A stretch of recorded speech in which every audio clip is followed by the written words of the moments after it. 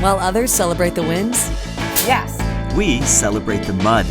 each episode has a special guest.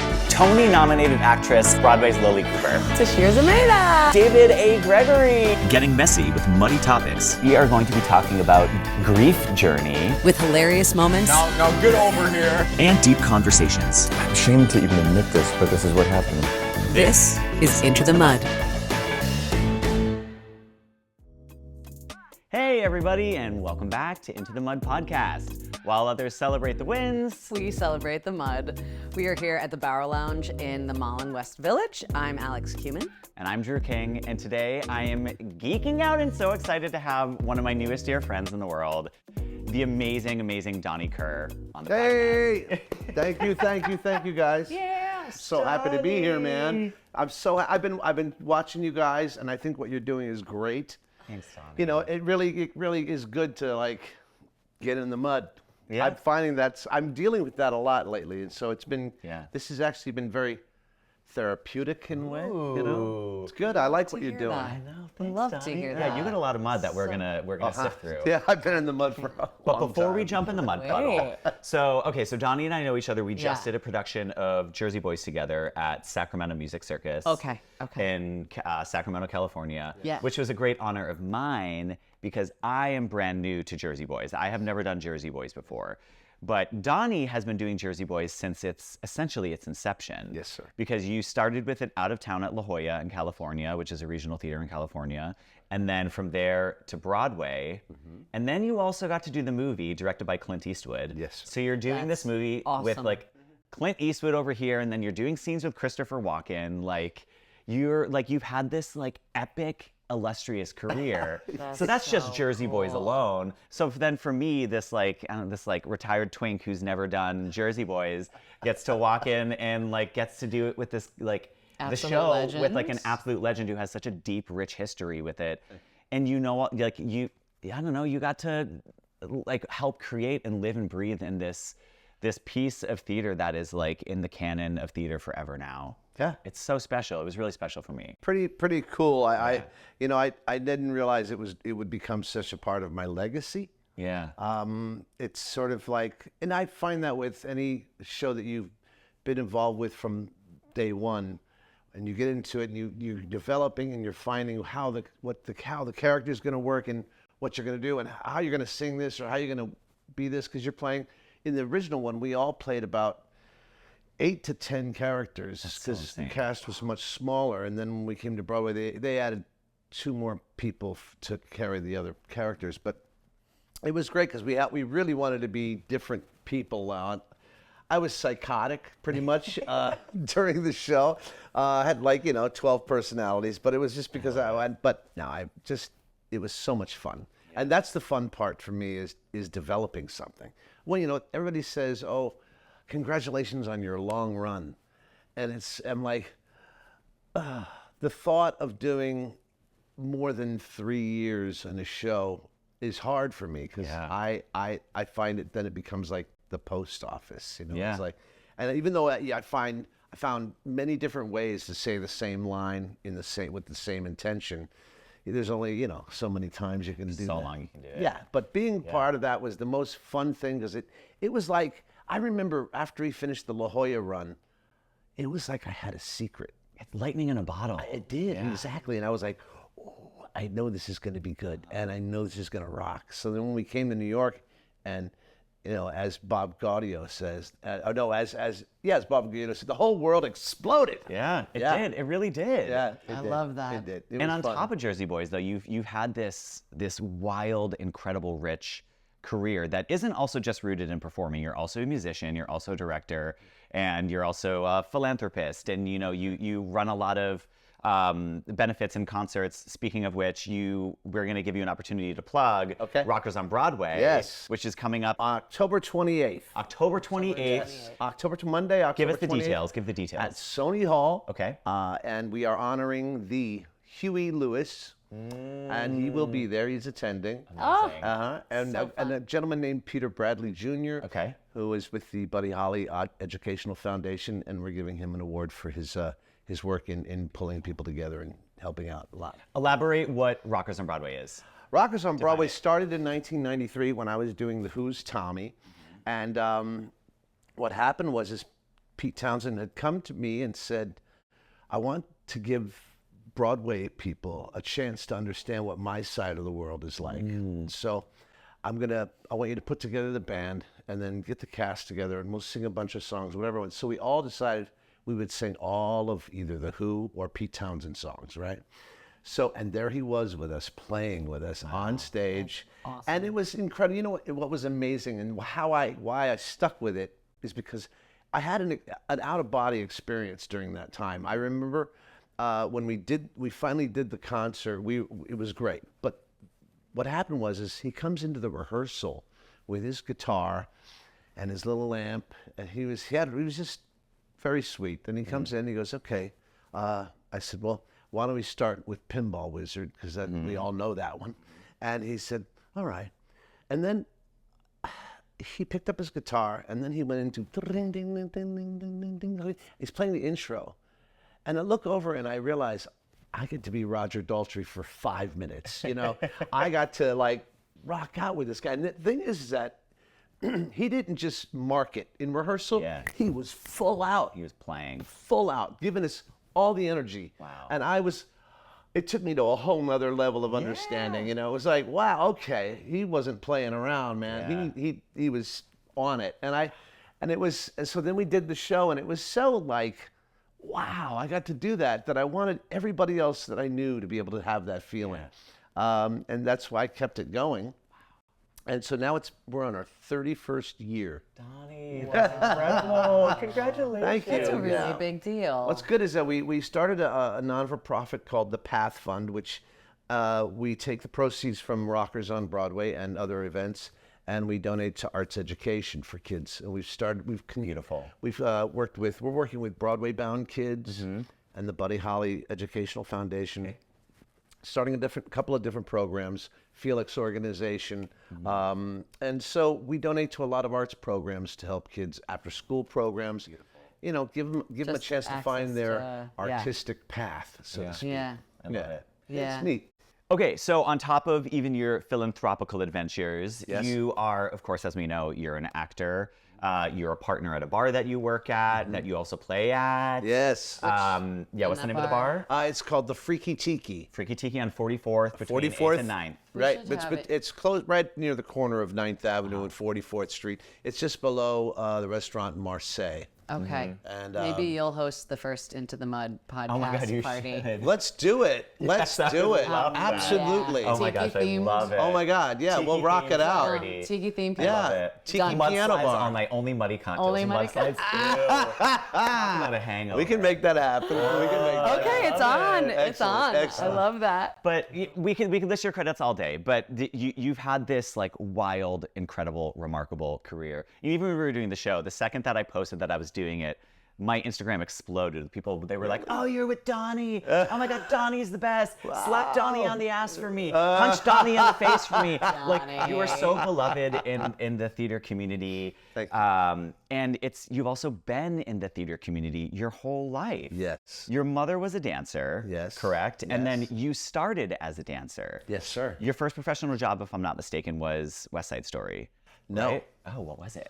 My first professional job was a Broadway show called Legend with Elizabeth Ashley and F. Murray Abraham. Oh my God. How old were you? I was 12. Wow. 12. You were on Broadway at 12, Donnie. Yeah, it was a trip, man. That's impressive. And that was amazing. 1975. Crazy. Donnie, you're old. I am so old. You're a 19-year-old? I thought you were 16. Oh, sorry, wow, yeah, exactly. wow. No, 21 or... Yeah. So point being is that Anyways. this amazing, amazing mountain of a career brings us to our muddy topic of the day. Yes. Is what happens when everything stops? And so, and you had that happen to you earlier this year. It's happened to me a couple times in my lifetime. I'll tell you the first time that really everything stopped is I was doing the show Billy Elliot on Broadway. And right after the Tony Awards, before the Tony Awards, I had been feeling for a couple of months my back was starting to hurt, and it was really getting achy. It would last all night. You know, I was like, but I was a trained ballet dancer. knew my body quite well, and so then I thought, okay, well, keep going, So then after we won the Tonys, and then that following week I came in. I was going to do 3 days as the dad, and then I was going to go back to my original track. And so I did the 3 days as the dad, and then went back to my original track, and we were doing the number in the middle of the first act called Solidarity, and I went to walk and my leg didn't move and I fell over, and I literally, my mind thought, oh no, I'm having a stroke, but my mom had a stroke. I knew what that was about. So I was like, oh no, I can't move. I can't move. So when the scene ended, the song ends, I'm flat on the floor.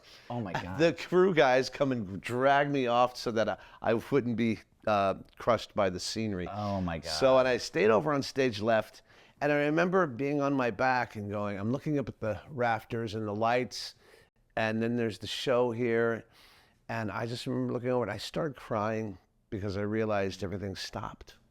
Everything stopped. That everything that I knew how to do well and had all this stuff I had built had just sort of went, okay, you're gonna take a pause, and that was pretty crazy. How old were you? This is what, in 2010. Okay. So and so then I hurt my back bad, and so I went and then I got 2 discectomies, a double discectomy, and then L4, S1, L5, whatever it is. Did all those, and what had happened is the jelly on my spine popped out.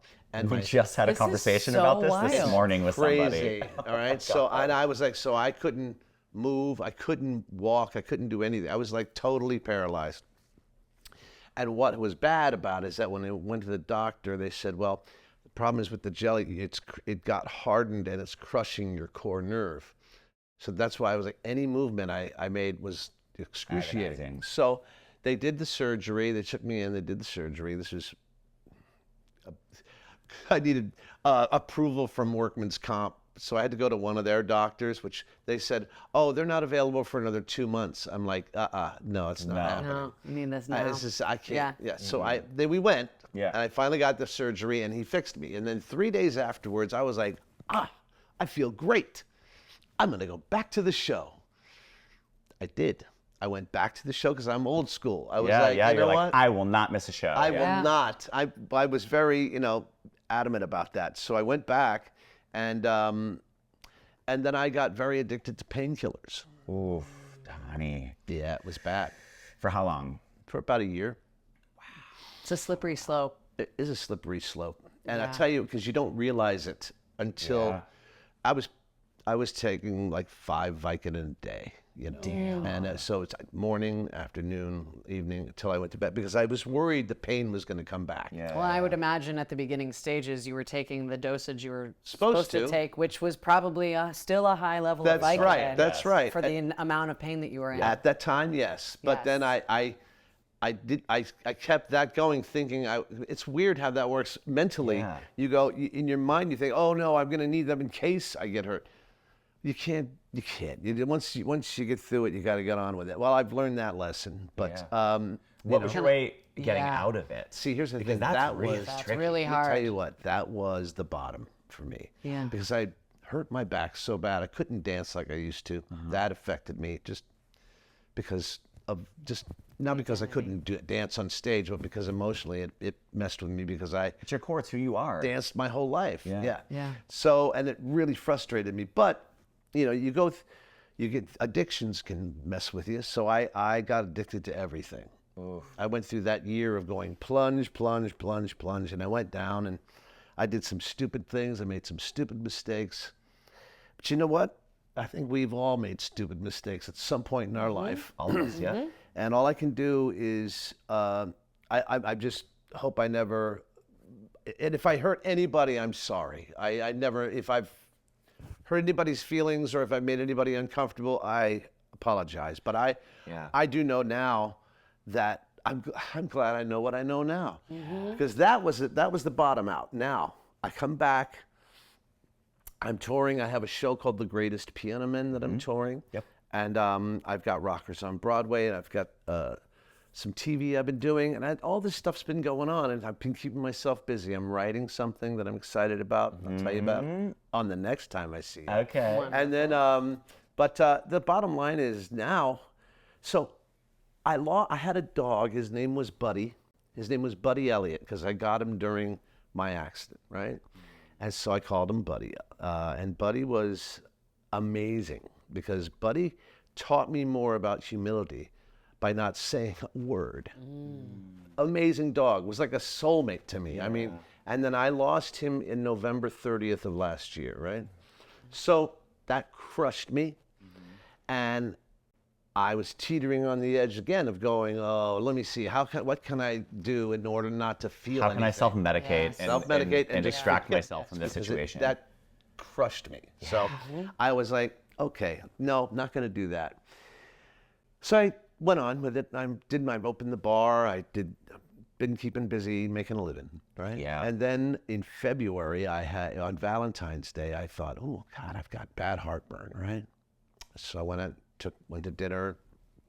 Then after that, I was like, oh, it still hurts. All right, I'll take some Mylantin, some Tums, or whatever the hell. And the next day, it felt worse, like an elephant was sitting on my chest. And my friend said, Donnie, there's a city MD right across the street. Just go check it out. So I walk in there and I say, I'm feeling a little weird in my heart, right? Or like right here. He said, okay. They do a test and they go, oh, you got to go to the emergency room right now. I said, excuse me? He said, no, you got to get an ambulance or we'll call you. And I said, no, I'll get a cab. Where? You're going to the emergency room at blah, blah, blah, blah, blah.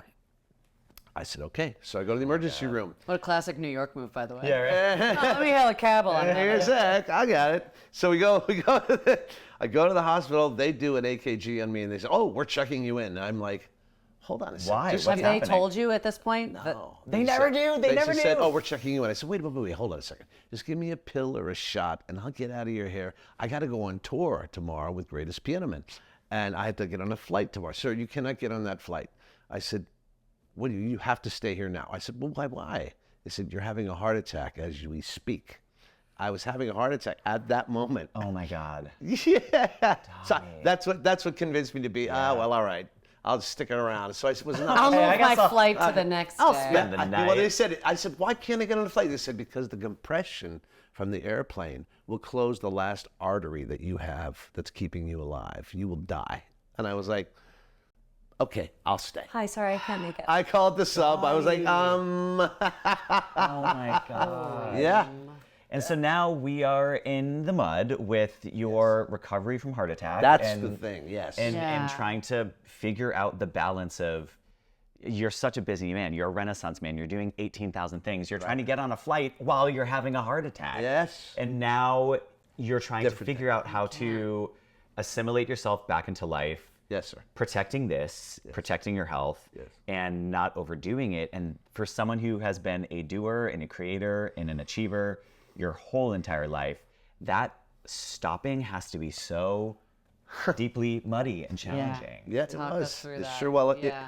It was definitely What has the eye-opening. recovery been like for you? Okay, so the cool thing was after I had it, and I do have to give credit to some dear friends of mine, Catherine Lucas and Corey Gardner. What happens? I was in the hospital, and they were doing they put 3 stents in my heart and 2 in my leg, and I was in there. And when I came out, my friends had started a GoFundMe page for me. I saw this. And I thought, I don't want to do that. You know, I don't know about that. My friends were like, hello, you've helped so many people. Let us help you. And I was like, okay. But they raised $25,000, and it was so amazing. And I thank every one of you that did it. Thank you. I mean, I really am so blessed. because Incredible. I got the because I haven't done equity in a while, so I didn't have the equity insurance. Jesus. Oh my God. It's all a scam. There is that. So anyway, but then so that helped. I went through and I just started eating better. But what I realized in all of it, the heart attack made me stop and go, okay, you're not dead, right? I still have my hands, my arms, my legs. I still have my head. I didn't get disfigured, and my heart is still young. So screw it. I've got to keep going. But I know now what happens is that it made me realize that I don't need to rush all the time to get to the next thing, thinking that this is the thing with New York. I grew up here my whole life, and it's always been everybody's trying to get to the top. Yeah. Okay? Yep. And that's what causes people to want to get in the train first or to get in the elevator first because they're in a rush to go somewhere. I stopped it. I said, nope. Go ahead. I'm not rushing myself. I'm not putting myself in that place where I've got to, you know what I mean? That feeling of, that energy. It's not good. It's not good for anybody. No. Really. That stress builds up in your body. Exactly. Of course. Do you think? Yeah. Sorry. Yes. Was that an easy thing to do? Because I'm trying to slow down, just walking. I'm just trying to start with walking. It was and not it's an a easy very thing to do. conscious choice every moment of every day to not get caught up in the. Well, what I realize is that I don't want this ticker, to start going. I don't want to get excited. I do love excitement. Don't get me wrong, but and I love being creative and going and doing my work, but I'm not out to I'm not rushing, and I love that. I'm taking my time. Even in my acting, it's the same thing. You know how sometimes you get an audition and you're like, oh my God, blah, blah, blah, because you want to act like you know what you're talking about. Yeah. You know what I mean, right? Yeah. And you find yourself rushing because you want to get through it because you're trying to sound natural. Yeah. But it doesn't really sound natural. No. I've realized it's actually, that part of it has helped me too because it's made me start thinking about everything all the approach is just a little bit slower. I get to, we all get to choose how we approach something. And I find that I used to just dive in and not think about it before I got there. And so now I'm finding myself taking a little more, not a lot. I'm not too slow. I'm not like a turtle, but I am thinking before I jump. Yeah. It's beautiful. It's this forced opportunity. We were talking earlier about, when you're forced to make a pivot, it can be like, oh, this fucking sucks and I'm mad and I'm here. Or sometimes it can also be like, okay, I'm assessing this opportunity. It's a pivot this way and it's a growth opportunity. I can move in the growth area. That's right. So it sounds like you're having a lot of beautiful pockets where you're like, okay, I'm slowing down. I'm not gonna speed walk down the street anymore. That's you're right. finding really beautiful moments to sit back and shall we say, smell the roses. That's exactly right. Where are the areas that you're feeling like, oh, fuck this? Yeah. Okay, That you're kind of where your independence is being challenged or your instincts to drive and go and create and be busy or being where's the muddiness of where you're being challenged? Interesting. And it's funny because we talk about piano bars, right? Yeah. Or we talk about, I've started 2 shows in New York City that are doing well piano bar wise. I started the show at Bar 9 10 years ago, right? And because it was a job that I could do.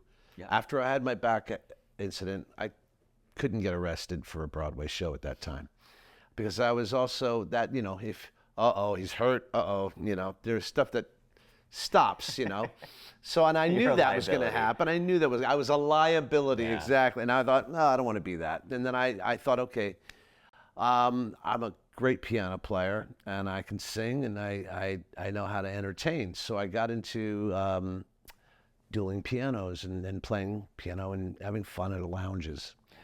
And I'd make a couple $100 and I'd do the, but it became so, I depended on it in a way. It became my bread and butter gig, side gig became my main gig.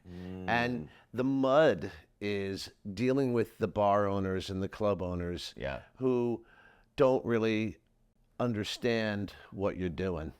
And they have a big opinion about it. So, and I'm fine with, I'd like to please everybody. I want everybody to have a good time. But, there's some parts of working for bar owners that are very limited for a creative person. Yeah. So but that, nothing against bar owners. I mean, I became a partner with Freaky Tiki because Greg Noble and Eamon Roche, who are the owners, had been looking for a place to open in New York. They had a successful run in Brantford, Connecticut, and I love everybody in Brantford. They're awesome. But then that ended, and then they decided, okay, we want to open one in New York, and so we found this little spot, and it's a cute little place, man. It's a really lovely little place. It's a piano bar, tiki bar. But the thing is all right, so we're still in the mud, all right? So the mud is me trying to figure out, it's like I lowered a standard of my expectations. Excuse me, I hit my mic. Okay. Of my expectations. As long as you're not hitting the heart, we're okay. Anyway, I had to. What happened is after my accident, I kind of lost myself, in a sense that from when I'm talking about when I hurt my back, right, and then I got into some addictions. Went through that for about a year and a half. When you say you lost yourself, yeah, what? I lost my confidence in. Broadway had been my savior for so long. I did so many shows. I grew up on Broadway. Everything I've done has been for a theater thing. Yeah. And then when I couldn't dance and I could barely walk, I thought, okay, what am I going to do? What am I going to do? So I thought, okay, let me just switch over, and I went into playing piano at clubs. And it's fine. It's been a good living and all that stuff, and I love entertaining. That's great. The thing is that I've realized that recently, I have to go back to what happened was when we did Jersey Boy. Thank God for Jersey Boys. It's really been an amazing journey for that. Because think about it. I had a heart attack in February. Yeah. And then the first job I get to take again is to go do Jersey Boys in Sacramento. That was my first job back after my heart attack. 6 months of a forced break. Exactly. Yeah. And then coming back to Jersey Boys, and what made it so wonderful is that people like you and the entire cast, Donnie. the guys were so on it.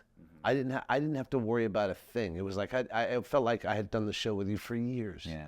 And that was great. I'm glad that I knew my lines so well, because you had them down.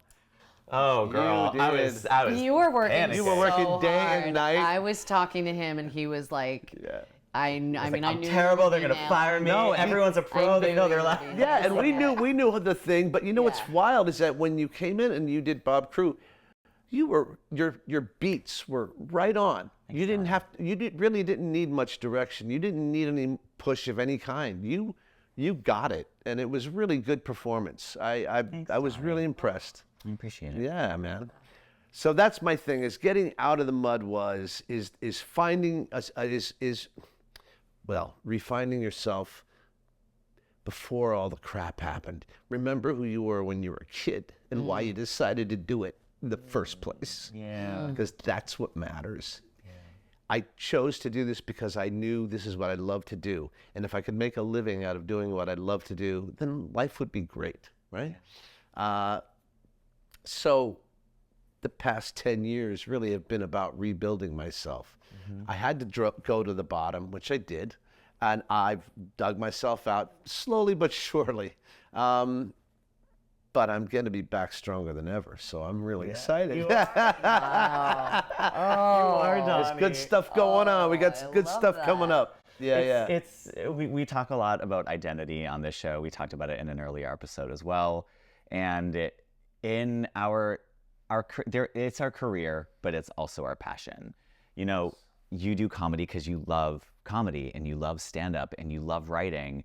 And yes, we do theater because it's what we love, but it's hard when it pays your bills.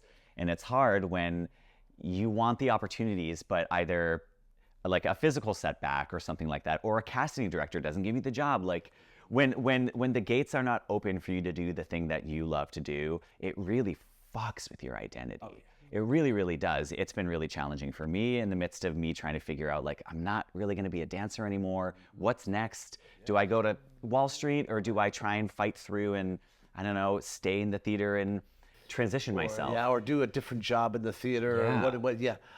I feel like you've you're an incredible model of somebody who has had to like continually redefine yourself, especially identity-wise, because you started as a dancer and you started as a child actor on Broadway. Yeah. You were a dancer, and then you were like young leading man, and then you had to go into character actor, and then you had to go into leading man, and then now you're into like the like older character-y roles.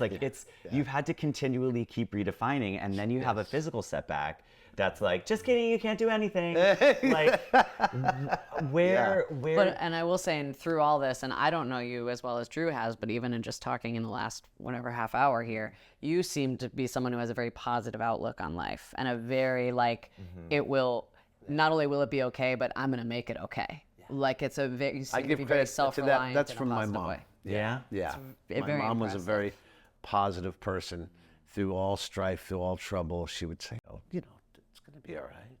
That's like what we all just need to hear, I think. It's all gonna be all right. I think that's a thing that I just sometimes have to say to myself, like, hey, it's gonna be okay. It's gonna be okay. It's gonna be okay. You're gonna wake up tomorrow and you're gonna do better than yesterday. Yeah. You know, that's what I try to do every day now. Because since my I'll call it the episode. Okay? The episode.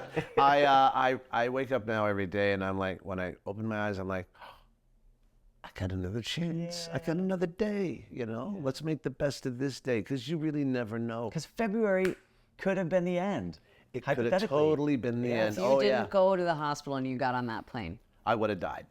And you know what's wild is that I almost didn't go. I almost was like, screw it. I'll take some Tums. It'll be all right. yeah. You know, that was dumbass. You know. No, I wouldn't even say dumbass. I would say that's also we can tip our hat to the American medical system for Trust. making us not ever want to go to the doctor because of inconvenience, fees, That's whatever. the whole rushing thing. Like, That's right. Yeah. And that's the whole thing with like, rushing to get here, rushing to get, just everything is a rush. Everything's like, if I hadn't sat there and thought about it for a second, I would be gone. Yeah. But it took my dear friend to say, just go. Mm-hmm. Just go see. And she made it like not a big deal, even though she was probably freaking out. But she's like, you're having a heart attack. And I'm going to kill you. You gotta go. Exactly. And you're like, Tums. We munch on a few antacid tablets. Exactly. The doctors are like, you are currently having a heart attack. Yes, you are. And you're like, so the flight is a no. So you're telling me that it's totally a no, right? Telling me there's 100%, not even next Not week. even one chance. Are you sure? Oh my God. What does the bigger and better, stronger chapter look like for you?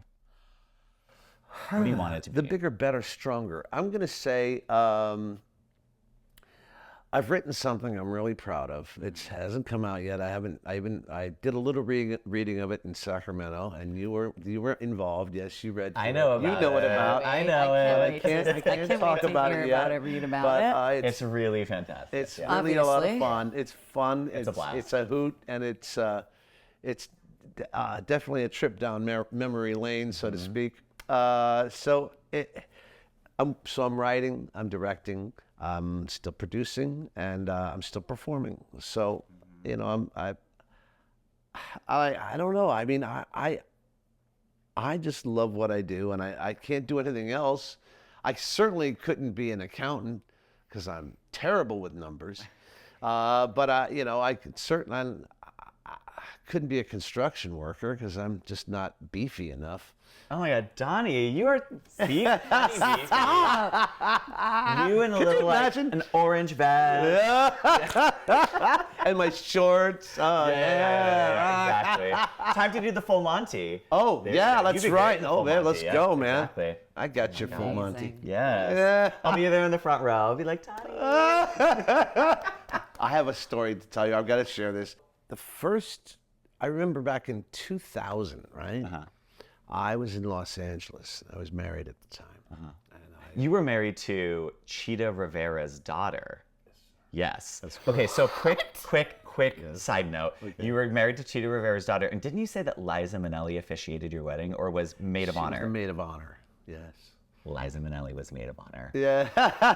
You have so many showbiz stories that I wish we could tell on this podcast. Some that you told me, but oh my god, so damn funny. Nice work. Oh my god, we had. Side note, we had a crazy night at Marie's Crisis one night. Have you been to Marie's Crisis? Yes, of course. We were at Marie's Crisis and we were a little drunk.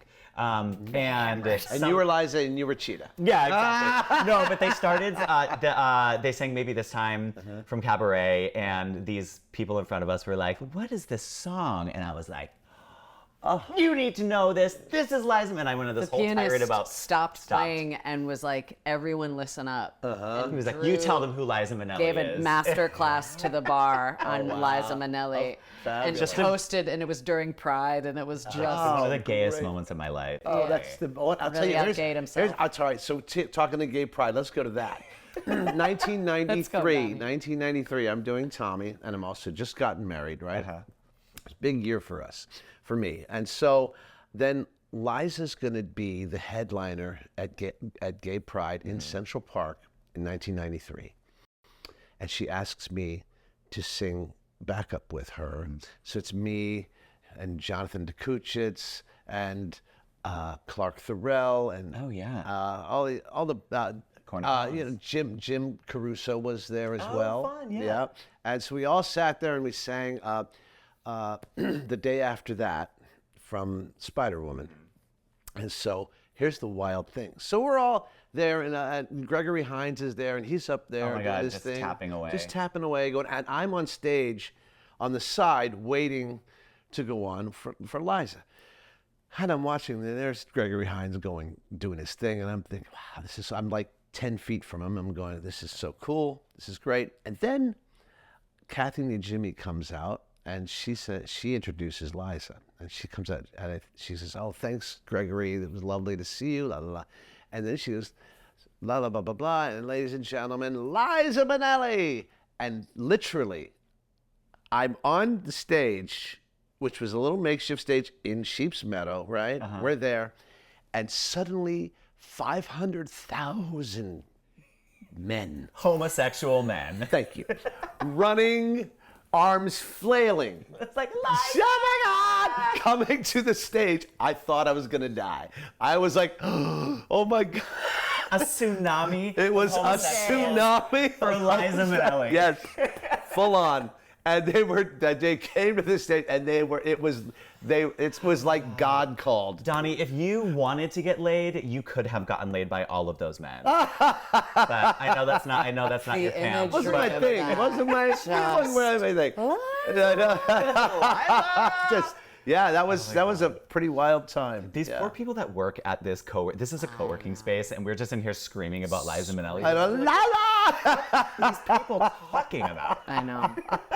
They're having a good time, that's for sure. Oh my God, I love it. We do to honor your time out. Time commitment. Okay. We have to wrap up. Okay. We unfortunately have to wrap up. But Donnie, I want to say this is a beautiful, beautiful conversation, and thank you for coming and being vulnerable and getting muddy with us. Thank you, Drew. And I'm so happy you came so into my much. life this year. I love Me too, Like, Drew. You have such a beautiful, resilient spirit and this wild, amazing career, and you're the living, breathing version of why I got into musical theater as a kid. It's really beautiful to see it, and I'm so happy amazing. you're here. Thank you. I'm happy to be here. so Thank you much. so much for having me, you guys. And keep watching these guys because they are awesome. Cheers. Donnie. September 28th. October October. 28th, Sorry, Rockers on Broadway, October 28th at Sony Sony Hall, New York City. Is it rockersonbroadway.com that you can? Yes, rockersonbroadway.com or thepathfund.org. We're going to link all that Exactly. in our show notes. Thank you, Yeah. thank Have you it all guys. there. And now we get to do our favorite part. Rapid fire! Woo! All right, Oh my God, I'm let's so go. excited. All Okay. right. Here we go. Okay, so as quick as you can, right off the top of your head. Okay, Here we go. Okay, here we go. Donnie, least favorite school subject? math, Early mornings or late nights? late night, If you could magically choose any other career path in life, what would it be? a fisherman, Horror or comedy? comedy, Would you rather own a yacht or a private jet? yacht, Okay, kill, fuck, marry. Gyp DeCarlo, Frankie, or Tommy DeVito. Why's it got to be a man? It has to. But I wouldn't. Okay, be fine. I'll put Lorraine in there. These are characters from Jersey Boys. Okay, so we're gonna say Jip, Lorraine, and Tommy. Jip, Lorraine, and Tommy. Okay, I kill Tommy. Okay. F Lorraine. Okay. And marry Jip. Why not? I'd have like it made. Would you rather swim in a pool of scorpions or barely survive a crash landing on an airplane? Barely survive crash landing on an airplane. Okay. Rank these beverages top to bottom: Appletini, Manhattan, Coors Light. Appletini.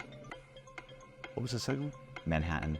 Manhattan. Okay. Coors. Coors Light on the top? Coors Light on the top. Wow, Donnie. Donnie.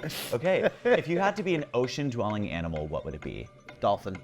Okay. If you had to marry any man beside me, who would it be? Wow. I just keep poking at your heterosexuality. That's Who do you respect and admire and love? well, who I would marry if it was a man? Jerry McIntyre. Oh, Jerry. Jerry McIntyre was our choreographer. And an old dear friend of mine. Yes. Yes. We love yes. that. Yeah, mayor of Broadway, Jerry Yes. McIntyre. Yes. Oh, Donnie, I love you. Donnie. Thank Love you too. Love you. And where can our followers find you online? You are at DonnieKehr.com. Okay. You can also go to thegreatestpianomen.com. Great. Rockersonbroadway.com. Your Instagram? My Instagram is Donnie Kehr. Donnie Kehr, DonnieKehr. And your bar one more time. Is the Freaky Tiki. FRIKITIKI. We'll see you there. Yes, Amazing. bring it on. Have an Into the Mud Amazing. party. Love it. All Thank right. you guys. Bye, y'all. Thank you so much. Cheers. Have a good day. Bye.